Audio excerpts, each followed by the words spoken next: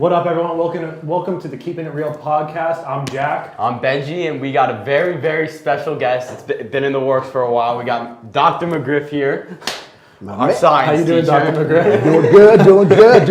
Doing good. Great to be here, guys. Great to be here. How are you? How was your summer? Hey, summer was wonderful. I had an opportunity to travel with American Heritage kids to the UK, touring different colleges, and it was excellent, man. So it was a great experience. What's the best college you went to? In the UK, oh man, I'm gonna look back. I think it could have been. You know what? I forgot, man. There were so many, but I just enjoyed a lot of the scenery of it. We were in Ireland, we were in Scotland. It was just great, man. You know, I just enjoyed the kids, enjoyed the college, and getting the education experience. That sounds great. Definitely. How was Ireland? That's a place I've always wanted to go to. How was it? McGregor land. Oh man, the MMA, right? Yeah. Ireland was great. I had been there before, had the experience of, we had to always get the fish and chips. That's what we're known for, right? So the weather was great. It's just the culture, you know what I mean? Everybody's kind of interacting with you and talking with you and trying to give you the experience of the actual culture. And, just be able to take it all in, and just enjoy the moment. So on the topic of traveling, what's your favorite place you've been to? Because I know you've been all around the world. You've been all around the world. Hey, listen, guys. I've traveled to like 28 countries, man. I'm gonna tell you something. My favorite, I have to say, the United Arab Emirates. I lived there for a year. I worked over there in the education system, and I was able to teach there for a month, and then they eventually promoted me to a administrative position. So I got the opportunity to really see the culture, see the country. Yeah. The kids were just marvelous, man, and it was just an uncomfortable environment, but I was able to be comfortable after a while, and just the experience was great. Learning the Arabic, just learning the foods, man. It's just seeing something different. Yeah. It was great. I remember you talking about it last year. You said that like for their PE, instead of doing like regular sports, they would do jujitsu. Jiu-jitsu. Oh man, it was. Listen. I had guys that I trained with. The kids, it was part of their activity, physical activity. They would all do jiu-jitsu, and I'm telling you, I trained with some of the kids, man, and they were beasts. Oh man, I'm serious. I had the opportunity also to train with some military guys that were there and from Brazil, and it was amazing, man. But the kids were very strong with jiu-jitsu, very disciplined with it, and so that was really How old are they? You had kids that were like 15, 16, 17. You think they could take you? You know what? Some of them gave me a run for my money. Really? Yeah, but you know what? I think it was just that because of my size, I had a little more technique. Because of my wrestling background, and I trained jiu-jitsu as well, so I allowed them to put me in positions that kind of to help them out as well. Yeah, you have like a martial arts background, don't you? 100%. I teach karate. Goju karate is my style. I also train in jiu-jitsu as well and boxing. I've been doing that since the age of 13. That's something that kind of kept me out of trouble. Kept me focused, kept me disciplined, and I love it, man. That's really interesting you say that, because I feel like I hear the same thing from a bunch of mixed martial artists. I feel like it steers them on the right path to being like disciplined and 100%, because you have to stay focused. Whatever your mission is, whatever you're training, you have to be disciplined. Your mind, your body, everything has to be as one. And that transfers over to even education, even jobs, even your professions. Those particular elements also just transfers to just life itself. It keeps you grounded. So after doing all sorts of things, traveling around the world everywhere, what made you want to become a teacher? You know what? To make me want to become a teacher, I think the fact of being able to inspire other kids like yourself. I had a mentor myself coming up. And that person is my actual boxing coach and my karate instructor to this day. He's 75 years old, and he still guides me and talks to me. And having that mentor, man, it just really helps out. Being an educator, I can help to inspire, help motivate kids to maybe find their niche in life, to be able to be motivated. Because sometimes we have kids, because as teachers, we are real role models, man. We are very powerful. We're with you guys 9, 10 months out of the year, right? You're with us just as much as our parents. Come on, that's what I'm talking about, right? Yeah. So we have to make sure that we're, presenting ourselves in a way that's going to reflect on you guys. So that's why I try to keep it very professional, because I had a mentor that helped me get into real estate when I was 19 years old. You know, I was gutting out houses, and I didn't realize I could make money doing that, right? So this mentor or teacher, he helped me say, hey, Roy, man, you can make money doing this. I'm like, wait, what? I can make money doing this? So I'm gutting out houses, pulling out toilet stools, you know, drywall, and then I started getting into investing, right? So he was like, hey, you should try it.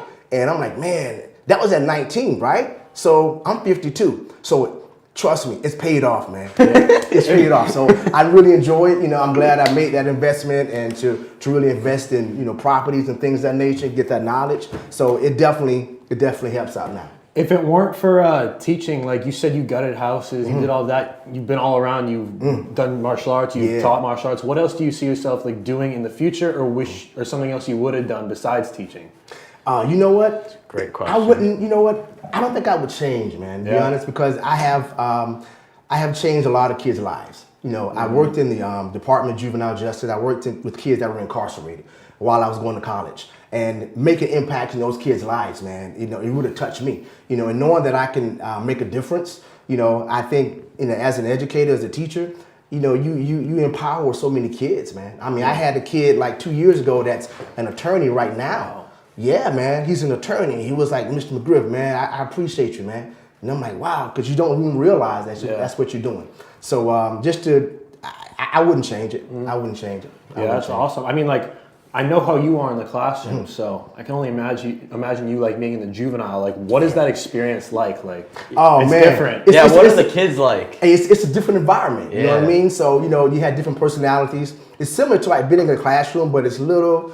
Yeah, you got to be on the P's and Q's. You have different attitudes, different demeanors that you have to deal with. But you have some very aggressive kids as well, you know, because they have different backgrounds. So we have to, it's like playing judo. You know, they go hard, you go soft. So you're still mentoring at the same time. Yeah. And there were times I had to go hard, you know, because it's like, okay, listen, you better chill out, relax. You know what I'm saying? So learn how to control yourself, you know, because this is not the environment to do that. But it was definitely an experience for me, you know. Because I did that while I was going to college, so it was great, but it was a lot of benefit to it. Yeah. So like you growing up in Florida, like you see like where'd you grow up? You grew up in I grew up in Fort Pierce, north of here. Yeah. So you see that environment, you see the juvenile environment, and then you see this environment where today, like you look at all of that, and it's kind of like, how does it, like our environment, how does it compare to like that? Because like I think a lot of people take a lot for granted. So it's like, hey, listen, man, let me tell you, you know, some kids don't really realize, you know,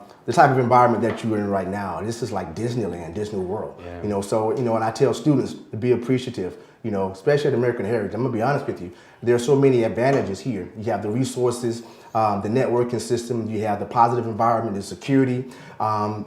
Kids you have colleges coming to your school, you know, MIT, Ohio State. That's you not don't normal. get that. No, that's not normal. That's not normal. And from the way that I came up, it was more about the survival of the fittest. You know what I mean? So, and not really having those resources, you know, you're kind of limited. So that's the reason why, as I grew up and got older, I said, hey, you know, I want to change that, you know, and I want to expose my own personal kids, you know, to a different environment that, you know, I changed. But I have to sometimes take them back to say, hey, listen, you might have this good life, but I'm going to take you back to where it really starts. So it can kind of help you reflect and be appreciative of where you are. Got you, yeah. How's your son doing?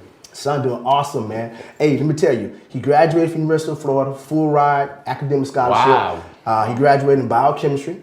Now he's working for the College of Medicine at University of Florida. And he's working on his PhD right now for graduate school. So that's going very well. I'm really proud of him, really happy, you know, to see that. I have two beautiful kids. My daughter is here, and my son.